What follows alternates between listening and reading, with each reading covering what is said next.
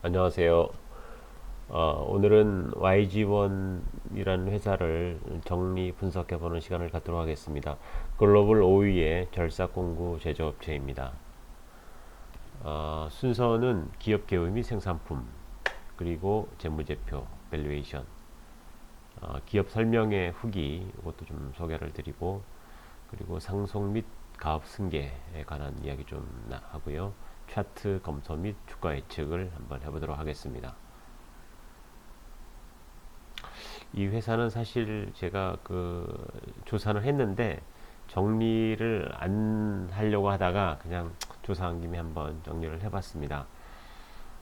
절삭공구는 이제 2차 산업인 자동차, 항공, 화학, 의료에 이제 광범위하게 사용이 되고 있고요. 경기 민간 산업이라고 볼 수 있고 소모품의 성격이 강해서 꾸준히 성장하는 편입니다.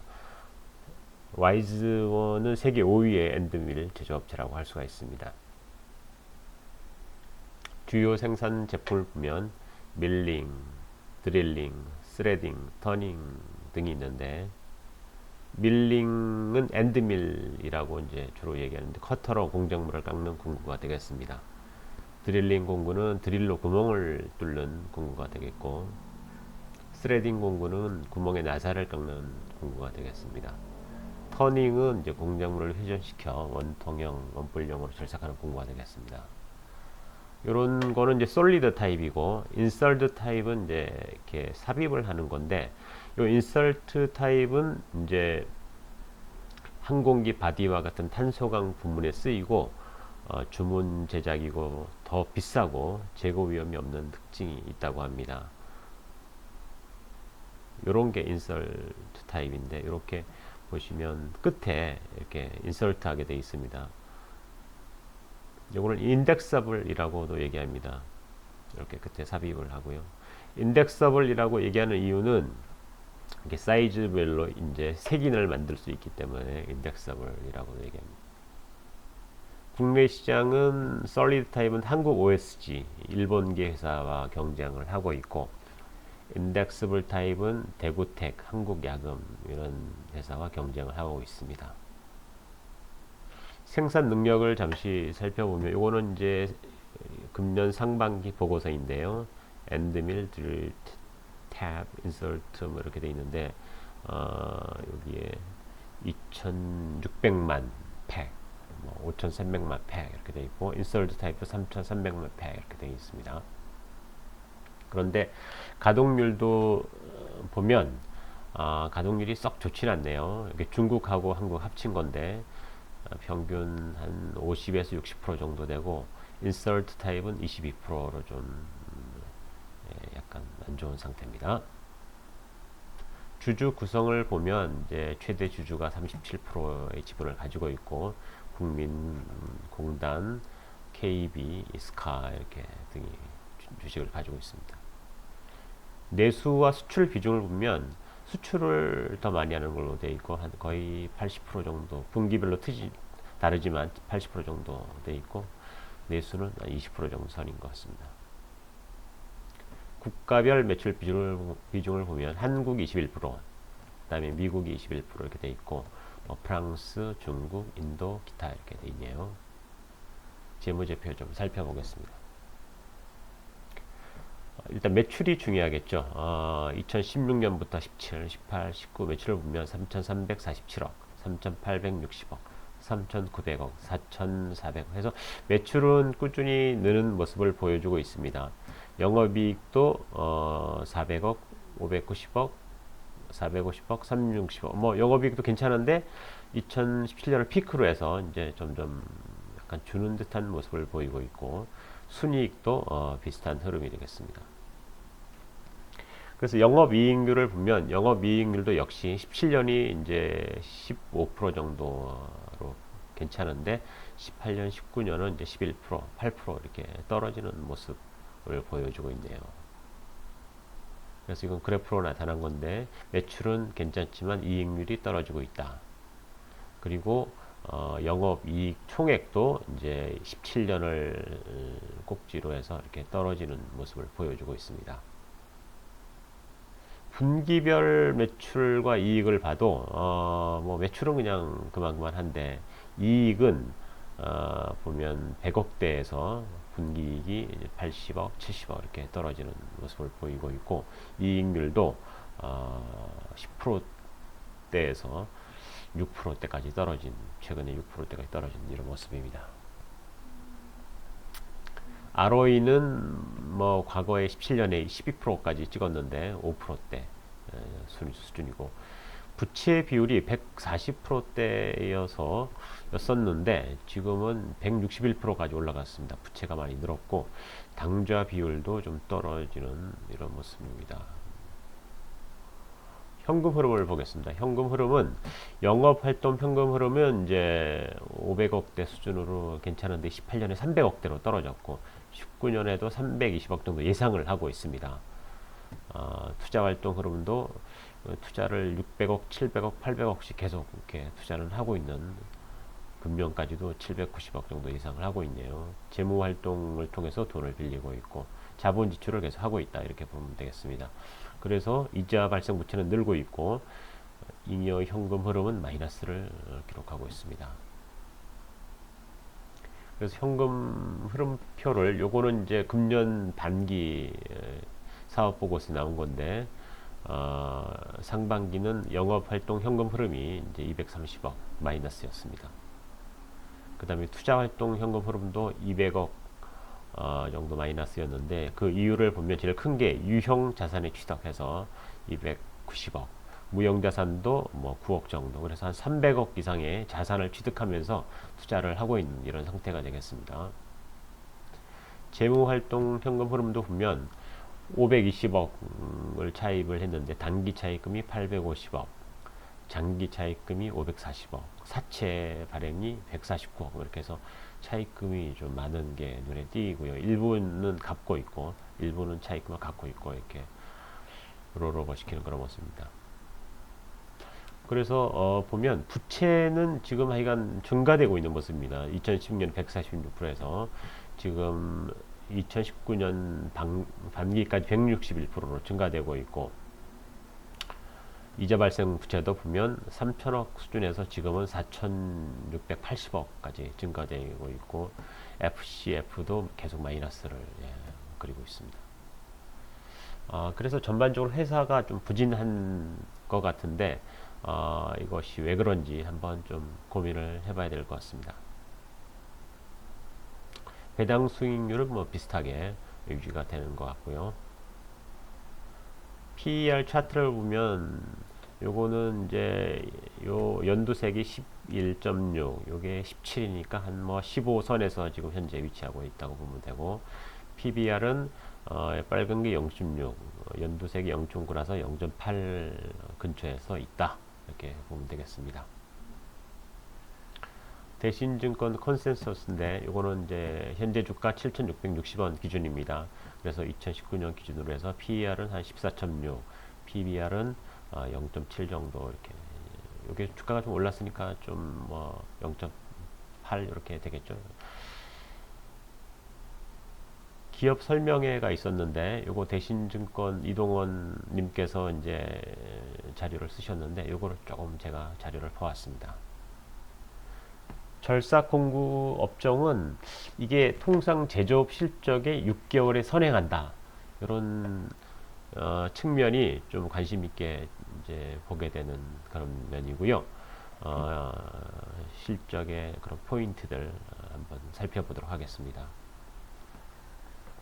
이제 전방산업별 국가별 매출 환경의 변화를에 대한 질문이 있었는데 이 가장 큰 수요처는 현재까지는 이제 자동차 산업이었는데 최근에는 이제 항공 우주 산업 쪽으로 이동하는 분위기가 있다.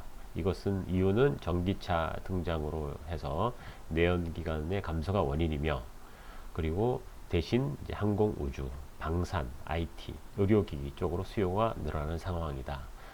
되어 있습니다. 내수는 8% 이제 작년 대비 성장을 했지만 중국이 안 좋은 것 같습니다. 중국이 뭐 인건비 상승이나 여러 가지 이제 미중 무역 분쟁이나 이런 걸로 단기적 개선 어려울 것 같다 이렇게 이제 말씀하시는 것 같고 그 다음에 미국, 베트남, 일본, 인도 등은 좋다. 이렇게 이제 얘기를 하는 것 같습니다. 주 52시간제 문제는 이제 점점 해소가 되고 있는 상황이다. 이렇게 돼 있고요. 화이트리스트 배제로 인한 뭐 기대, 이건 없다. 별로 없다. 이렇게 돼 있네요. 인설트 부문은 어떤가? 이건데, 인설트 부문이 아까 공장 가동률 22%였는데, 이게 한 1천억 정도 투자 비용이 드는 모양입니다. 그래서 요것 때문에 아마 재무제표가 좀 안 좋아진 것 같기도 한데요. 이 투자는 종료되었고 3년 차에 돌입했지만 매출은 아직 눈에 띄게 올라오지 못하고 있다. 그렇지만 이게 미래 먹거리 사업이기 때문에 이제 적자 상태지만 유지한다. 이런 관점입니다. 인설트 산업이 좀 궤도에 올라야지 회사가 좋아질 것 같습니다. 배당은 200원. 미국 총판을 인수를 했는데 그 이미 이게 이제 해외 법인을 신설하면서 대리점 역할 필요 없어졌기 때문이다. 이렇게 돼 있고 매출이 300억 정도였는데 한 600억까지 올라오는 그런 외형적인 측면에 플러스 효과가 발생한다. 이렇게 돼 있네요.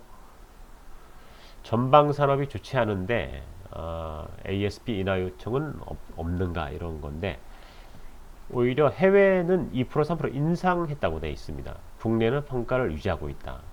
그 이유는 이게 소모품이기 때문에 생산 원가가 그 업체에서 높지 않기 때문에 원가를 따지기보다는 품질과 납기를 잘 지키는 걸 더 중요하고 그래서 공급자 우위 시장이다. 이렇게 되어 있네요.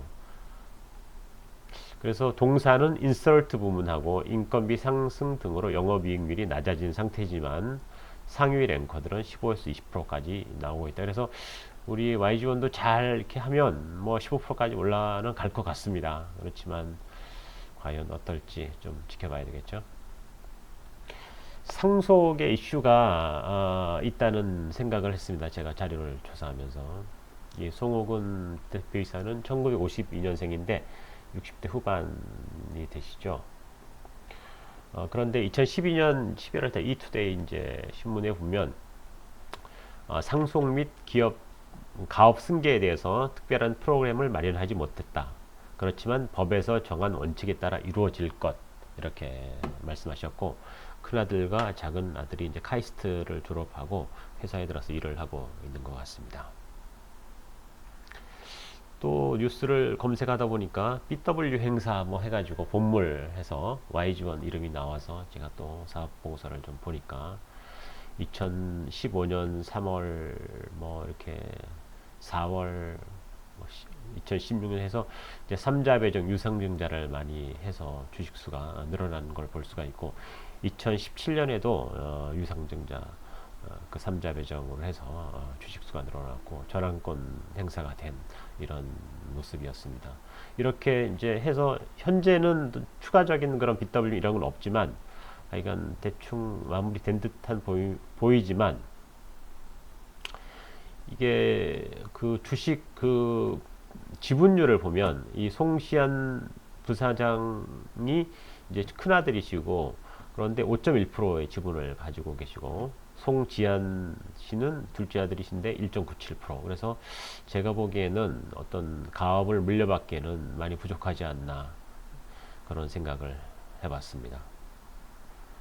요거는 저기 정성호 기재위원장께서 이게 금년 3월 달에 이제 중견기업 CEO 조찬 강연회를 했어요. 여기서 가업 승계나 개선 이런 것들에서 개선 방안을 모색해보는 이런 모임이 있었는데 여기에 송시안 YG원 부사장님도 여기 참석을 하셔가지고 이제 같이 의견 개진을 한 것 같습니다. 그러니까 이 가업을 승계할 거에 대해서 고민을 하고 있다 이렇게 봐야 되겠죠. 이런 데 참석도 하시고 하시니까.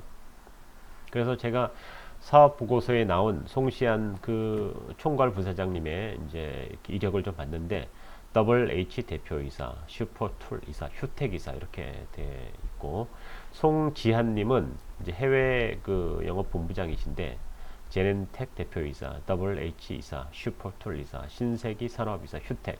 그래서 이런 회사들에 대해서 제가 좀 한번 검색을 해봤습니다. 휴텍이라는 회사는 이제 금속 절삭 가공 장비를 만들어서 국산화해서 수출도 하고 아마 YG원에도 공급을 할 것 같습니다. 요 뉴스 뭐 공급한다는 얘기가 아니고 제가 그런 상상을 했습니다. 요거는 슈퍼툴 회사인데 요것도 그냥 절삭 관련 제품을 생산하는 YG원하고 좀 비슷한 그런 제품을 만드는 그런 회사 같습니다.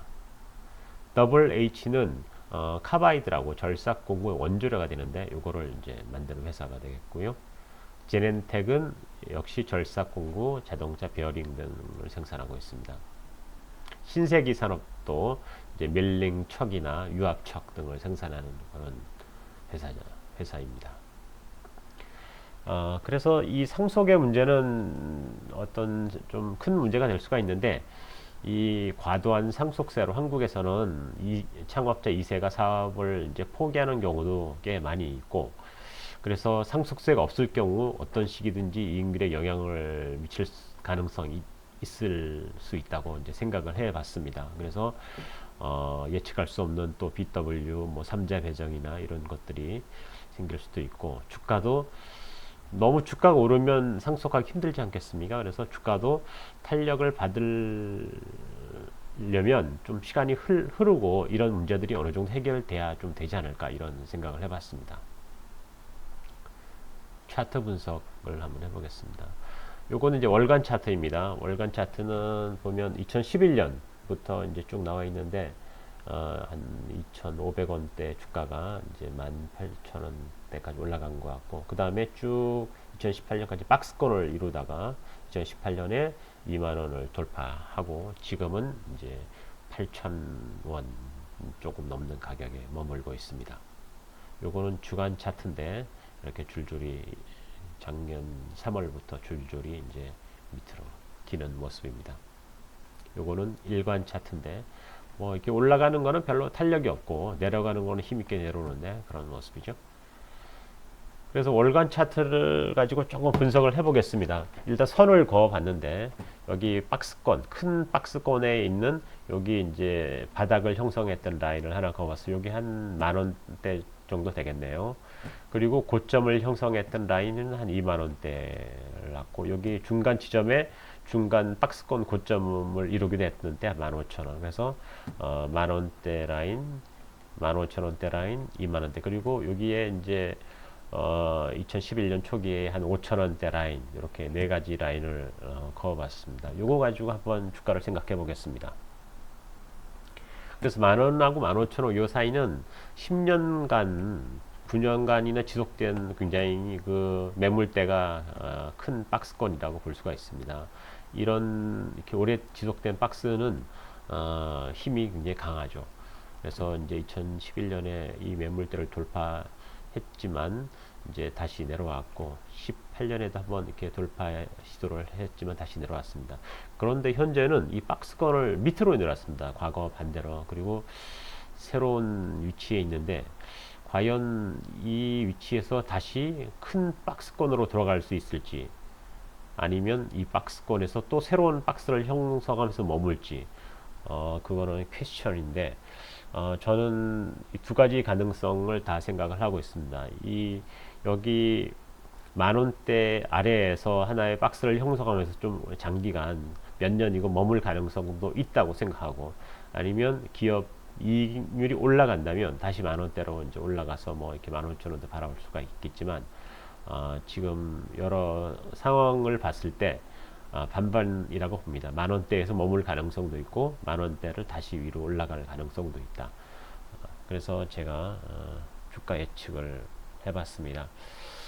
요거는 저의 주관적인 생각이기 때문에 뭐 이런 거 가지고 투자하지도 않으시겠지만 이건 그냥 제가 한번 머릿속에서 이렇게 정리하기 위해서 한번 생각을 적어본 겁니다.